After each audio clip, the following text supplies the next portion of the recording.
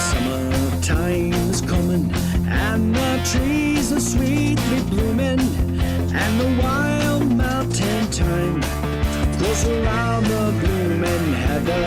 Where you go, lassie, go. So this is a bit of a rarity. I'm filming in the cinema. There's nobody here. I'm here.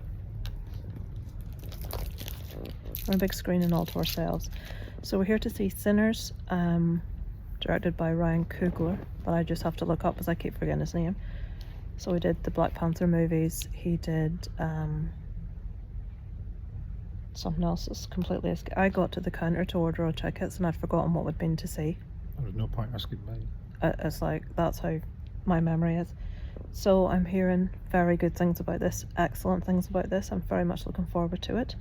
Several people have said it's the best movie either of the year or in quite some time. So we shall obviously review it when we get back to the car, when we come out. 2 hours 17 minutes. It's a bit warm, has to be said. I shouldn't be wearing my jumper, but there you are. What can you do? We shall. Our pants. I'll check in. We've just got out of Sinners. We have found a quiet position in the car park where there is not groups of teenagers stood in groups gawping at us. A quiet place. So we're going to talk briefly about what we thought of it with absolutely no spoilers of any description, and then anybody that's seen this will know there's a pretty big twist in the movie, which we're going to talk about at the end. But I will warn you before I do that. I've forgotten the name of the guy that directs it, but I did look up everything else he'd done. He did the Black Panther movies. He did one that won loads of awards that was really good. Something and the Black something. Oh, Judas and the Black Messiah? Was that what it was called? I don't know. Can't remember. A few years ago, and it was really, really good. The Black Panther movies I like. That's not true. I haven't seen the second one. I like the first one. I haven't seen the second one. But I would imagine of everything that I've noticed that he's done, that is going to be the best thing he's done. It's quite long. The first act, we basically follow Michael B. Jordan plays dual roles. He plays twins, Smoke and Stack. It's in the 30s. There's a lot to do with like race relations and just life in general. We have a cousin of theirs called Sammy, who's quite a bit younger, that looks up to them, who's a fantastic blues guitarist. One thing to mention in this, if you don't like a lot of music in movies, probably best not go watch that. It's not like a musical at all, but there's a massive sort of like basis of blues music in it, which is fabulous. I thought the music was brilliant. There's a tiny little bit of Irish traditional music and a tiny little bit of Scottish as well, which was really nice to hear. What can I say? So this follows this family. The two brothers are back in town to deal with something. You can't talk about this without. No. And it's the sort of film that I know my dad will really enjoy until it gets to a point, and then he'll either hate the rest of it or really like it. I'm not sure what one of the two. Silly. Oh, it got a bit silly. Now I'm going to make a comparison later, because if I make it now, you'll know exactly what the surprise is. So if you know nothing about this movie, if you've been lucky enough to not find anything out about this movie other than people saying it's good, go watch it, and don't watch a trailer. Cars come to life. Don't look into anything, just go watch it. There's people walking about. Why do I feel so self-conscious doing reviews when there's people walking about? Those teenagers are gone now. So if you get to see it, go watch it. No spoilers. It's well worth it. It's got good acting. It is quite long. It's 2 hours 17 minutes. The tone completely changes about just over halfway through, I would say. Sort of the third act is just batshit crazy, but in a very good way. I want to see Michael B. Jordan in more action-y type roles, because I think he was very like fluid and quick with his movements, you know what I mean? Like in scenes later in it, that I think he would be really good in that kind of thing. There are two characters in it that completely stole it for me. I don't know the actors' names. I will put them on the screen when I'm editing this. One plays an older blues guitarist. It's not guitarist. He plays piano, doesn't he? But they find him, he's playing harmonica, and he's called Slim. Yeah, drunk. He's brilliant. He's like an older bit of a pisshead, but he was one of my favourites. And a female character called Annie, who is a little bit of a love interest of one of the two brothers. I loved both those characters. I thought they were really, really good. They were my favourites. They were supporting characters, but they were my favourite characters. Michael B. Jordan, as everyone says, does a really good job, but I don't feel he is the star of the show personally, even though it follows the twin brothers' story. What did you think without any spoilers or any description? I enjoyed it. I just felt it just needed a tiny little cameo of Keith You wanted Richards. Keith Richards. I knew the It would have minute. been perfect just to say he's always been there. Done. Keith Richards, if you don't know from the Rolling Stones, the reason Rolling Stones is Darren's favourite band. Keith Richards is Darren's hero. And Keith Richards was a massive pioneer's the wrong word. Someone that like pushed He and made tried to American TV companies put blues players on TV. He said to him, if you want the Rolling Stones on its 60s, you're having these guys on. So Keith Richards was a massive fan of very traditional black blues music. You can hear it in some of the really early Stone stuff. But that's, you know, like a performer, if they pick what music they love, where they hang out, what they want to do, the type of music in this is exactly what Keith Richards loves. What, you know, he's always pushed, what he's always tried to get other people to listen to. That's where he used to hang out. Those type of bars, that's where used to let him in. that's what he loves. And Darren desperately wanted to see Keith Richards. Anyway, aside from that, you thought it was good, you enjoyed it. So Effects were good. effects were very good, but we'll not talk a lot about effects because it's a bit spoilery. So if you don't know anything, leave it there. Go watch it. It's well worth it. You will enjoy it. If you're listening anymore and you hear something you wished you hadn't have, it's not my fault. I did warn you. So, and then I just realised when I went in and forgot what we were in for, and what I asked was kind of, I said, oh shit, we got to the counter and I'm like, I've forgotten what we're here to see. My mind blanked because I was thinking about something else and I could not remember the name of the film. Even though the poster's outside you. Poster was there, couldn't see it. And I'm like, this is a spoiler, warning you. And I'm like, oh God, I've forgotten the name of it. The one with the vampires in. Thankfully, the young lad behind the counter knew exactly what I was talking about. So this has a twist, obviously, very akin to Dusk Till Dawn. I have to compare it because Dusk Till Dawn is a movie that's very building, that's quite slow. What I really liked about this, and I love about Dusk Till Dawn, it lets you get to know the characters. You've sort of like, it's a slow burn to start with. There's nothing as bad as throwing you into action and loads of shit happening when you don't really care about who it's happening to.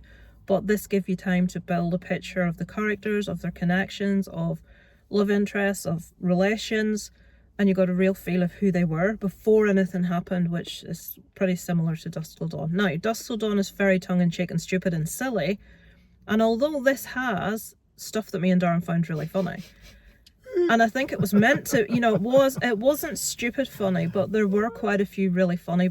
The bit with the Irish dancing vampires. Oh, the CGI'd leg. There's loved no it. way he got his leg that high. That was a CGI'd fucking leg, was that? Jesus Christ. It zoomed in on his face up close, and then his leg came right up.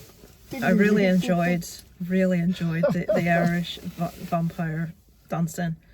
I loved the vocals in it, the really like Irish traditional song, and I think Go Lassie Go is a Scottish traditional song, isn't it? I've heard that since I was a little kid. I'm not sure if it's Irish or Scottish, but I've always loved that. The blues was amazing, was fabulous. If the blues are done right, the young lad that plays Sammy's voice in this. Now I don't know, was it him?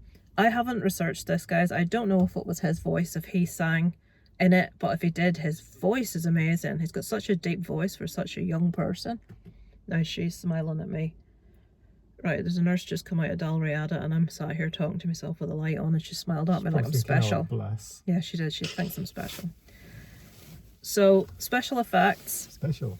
When it gets to the point where everything kicks off are fabulous. Really good, really realistic. Bit gory. I loved the little touches of humour through it, even though really serious shit was going down. And the mood was pretty serious most of the time, but they'd throw these things in, especially with that character Slim, like you say, when he said something and then he said it again really deep. Yeah. Just little touches I really enjoyed. Those two supporting characters, Annie and Slim, my two favourites. Michael B. Jordan did a great job. I can't think of anything else really to say other than If you haven't seen it, go watch it. If you're listening to me prattle and you didn't know that, why are you still here? I would love to have been to see that and not know. I can't imagine sitting watching that movie and not knowing, and then all that happening. But that happened to me from Dusk Till Dawn. I didn't know. I saw it without realising, which was of it. The only reason I watched Dusk Till Dawn is because Juliette Lewis was in it, and I love Juliette Lewis. So anything she's in, I will watch. And then everything happened, and it was like, oh my god, what is this?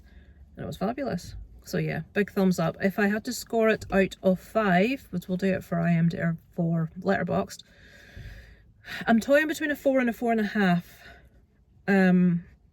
I thought the first 2/3 was a little bit slow, but it maybe needed that to build the characters. I'm gonna say 4 out of 5. I'm gonna give an 8 out of 10. That's a bloody good score, but I could understand people scoring it higher very much. So I just thought that the start of it was a little bit slow, and yeah, maybe it is a 4.5. It's bloody good. Go watch it. What do you think? You're gonna say 3.79. Yeah. Oh. Yeah, I did enjoy it, but I thought there was a lot of scope in it. Like with the killing of the Klansman, I was fully expecting a full-on vampire attack on the Klansman at the end. You know, a proper gore fest. Yeah, but then that would have turned him into a vampire. No, and then he would have got they to could have completely obliterated. Oh no, but them. it was daylight, so he couldn't have done that because. Yeah, but they could have done it at night time. How many Klansman attacks really took place at daytime? It was only night time, anyway. No, I don't know. I think it deserves a 4 to a 4.5 out of 5. That's my opinion. Darren's harder to please than I am. Unless it's something like Spinal Tap, and Darren thinks it's perfection, and I think it's... So, you know what I mean? That's an 11, that is. It's one of the... It's, that's one of the first films in a long time that everyone has been saying, oh, it's really good, go watch it. That I have actually really enjoyed, because I'm fine. I don't know if I have just no taste, but I'm tending to really enjoy things people are saying are naff, and I'm not enjoying things that people are ranting and raving about, but I did really enjoy that. So big thumbs up for anyone that told me to go watch that. So anything else to add before I... This is quite a long waffle for me, has to be said. I think you've covered it. Yeah. I think you've covered it. Good It's worth special. waiting at the end. Yes, there is 2 post-credit scenes. Sorry, 1 mid-credit scene, which is quite long. I think it's about 8 minutes, someone said. And it's like almost a continuation of the story. You have to stay for that. And then there's one right at the end after the credits, which we didn't actually stay for because I looked up what it was. And it's basic... No, I'm not going to tell you about it. It's not something you need to see. It's not really relevant to the story. It's almost like a flashback of something that doesn't really have any weight on anything that happened. But the cinema was kicking out, everyone was leaving, and I don't like being the only person sat there when the people are coming in trying to speak about popcorn. So we got to see the mid-credit scene, which was the important one. So yeah, the only place I can mark it down at all is that it was a little bit slow in the start to middle, but that's not really, you know, I don't know that that's a good enough reason to mark it down, because a lot of films are like that. So the last third of it was fantastic, was really good. Thank you for watching. I shall be... Tell you what you kind of had. It was a nice touch to give them different hats. Yeah, they gave Michael B. Jordan's twins different colour hats. So all that happened there was I was saying to Darren, is that the one with the blue hat, the red hat? So I couldn't even tell you what one was Smoke and what one was Stack. I just know one had a blue hat and one had a red hat. And I'm like, I like their hats. So that was how I was telling the difference. I liked the like, you know, the smart suits and stuff he was wearing. He looked very dapper. So, right, that'll do me prattling. I shall try to do a review mid-week of like another 3 or 4 movies I've seen recently to let you know what I thought. But other than that, that's it for the moment. I know I still have a live stream to get sorted with my questions and answers that you all sent to me, but I'll do that when I get a chance. But yeah, enjoy your Easter week, folks, and I shall be back soon with something or other. Over and out from Lisa Lives.